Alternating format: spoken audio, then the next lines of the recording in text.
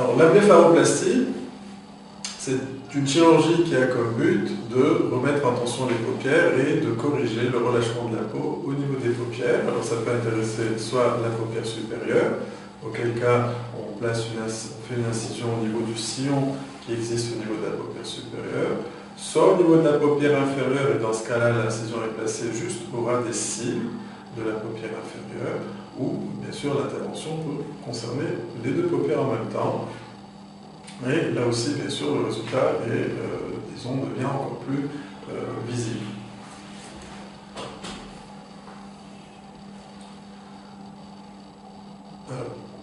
Le lifting. Le lifting, il y a plusieurs types de lifting en fonction du type de relâchement que l'on veut traiter. Alors, il faut dire que généralement au niveau du visage, on peut le départager en trois zones.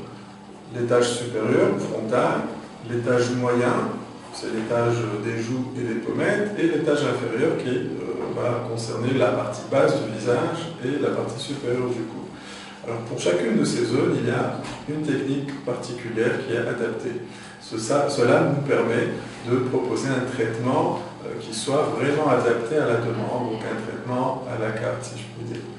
Alors, dans le cas du lifting frontal, là, ça nécessite de faire une incision qui va être au niveau du cuir chevelu. Dans le cas du lifting cervico-facial, l'incision va être mise tout autour de l'oreille, donc en avant de l'oreille et en arrière de l'oreille. Et dans le lifting temporolaire, l'incision va commencer juste en avant de l'oreille et puis va remonter dans la partie temporale, donc si vous voulez, au niveau un peu plus haut que la pâle des cheveux.